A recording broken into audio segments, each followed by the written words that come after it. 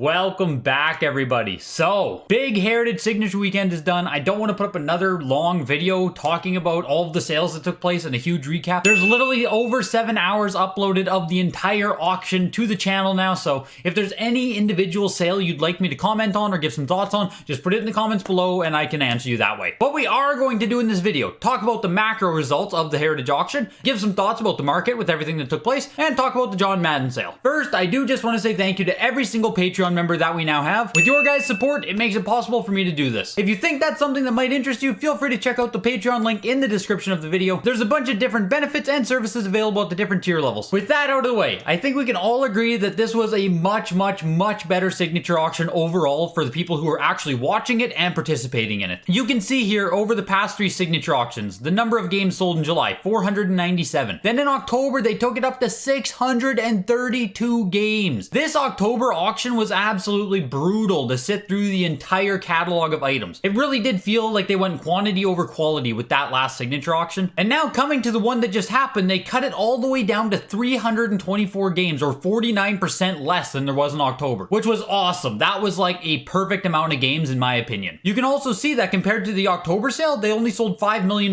this time, or about 40% less than last time as well. But here's the big thing that really matters and why this one was so great. They really did go with the quality over quantity approach. Despite them bringing in literally half of the games, they were able to up the average value of the game by almost $2,000. So when I think of these Heritage Signature auctions, I want it to be the cream of the crop, the best of the best. I don't want to see any low grade or not popular games make their way into this specific sale. So having sat through all 7 hours of this on the weekend, I do hope that they have similar totals to this auction moving forward. With that said, for the games that sold over $50,000, of course, like always, we are led by NES. Then we had Game Boy, Super Nintendo, Sega Genesis, N64, one Xbox game, Halo, and the big surprise this time was 0 PlayStation 1 games went over 50k. And that's largely due to games like Final Fantasy VII and Tomb Raider, games that have both sold for over 100,000 in the past, coming down in value a bit, at least in the mid to high grades. We're still yet to see a perfect grade Tomb Raider come up, so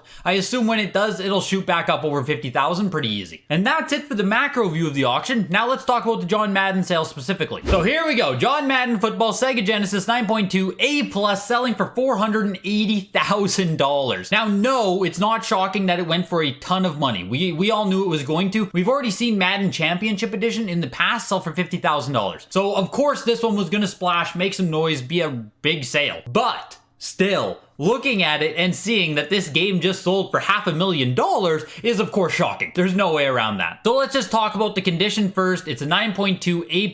If you don't know, the John Madden box on Sega Genesis is a paper box. So what we're looking at here is not one of the hard Sega Genesis clamshells. This is actual paper that you can crease and is much more susceptible to damage. I'm pretty sure this game opens by taking the top off of the bottom, and then the inside parts is pretty hollow, honestly. So you have to consider it more like a 9.2 cardboard game, not a Sega Genesis game where almost all Sega Genesis clamshells are going to be in the 9.4 to 9.8 range, just because they're quite protective by nature. So this Madden game in 9.2 A+ actually is pretty damn mint. Will there be a higher one in the future?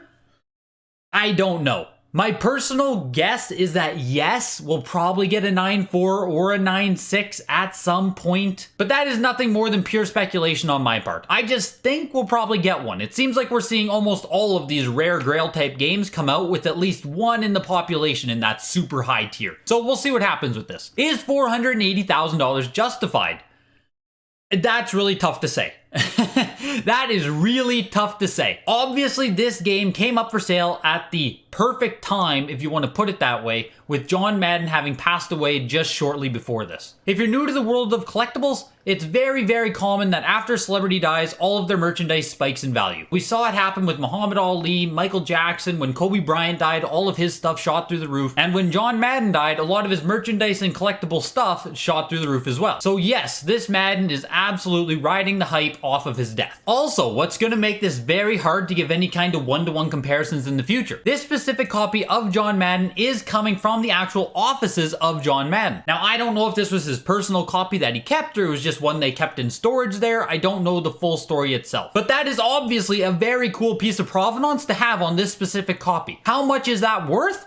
I don't know. That is truly eye of the beholder type stuff. And the last thing that is going to make this very hard to compare with future sales is that during the auction, the auctioneer stated that Heritage was donating their portion of the proceeds to the John Madden Charity Foundation. I think that's what it's called. Sorry if I got the name wrong. So the normal 20% buyer's premium that Heritage collected is going to go to charity, which again might have an effect on the end price of the game. With all of that in place and all of that said, do I think the next sale of John Madden Football is going to hit $500,000 when it shows up? I do not. No. We've seen it time and time again that the first to market game always sells for a massive splash, and if we add in the recency of the John Madden death and how much attention is on this game, I just don't think this amount of hype is going to be able to be captured again the next time one shows up. How much lower does it sell? I don't know. Like I said, the next copy that comes up won't be from the offices of John Madden and likely won't have any charity incentive. It could realistically sell for half value, and I don't think that would be crazy. Of course, it's going to depend what grade it is, blah, blah, blah, but we'll see when it happens because undoubtedly we will see another one come up. It's a rare game, but once you have a $500,000 sale, more come out of the woodwork. That's just how it works. So those are my thoughts on the John Madden sale. Pretty freaking crazy, kind of deserved, probably not replicable. And now let's just talk about the market in general a bit. With this Heritage auction, like every other one, we saw some games absolutely pop off, like this Tecmo Bowl here, which sold for $144,000, or even baseball, 9.68 plus hang tap, $144,000. Looks great, right? And we also had some games come down in value, like Pokemon Red again, down about $50,000, and Super Smash Bros. That didn't crack $100,000 this time around. So overall speaking, we had extremes on both sides, both some big winners and some big losers. With this auction though, and with everything that was sold, I think we're finally getting to a healthier point in the market. It wasn't like every single item was just popping off and there were irrational sales all over the place. Now that we actually have some sale history to go off of and we have some NES pop reports to go off of,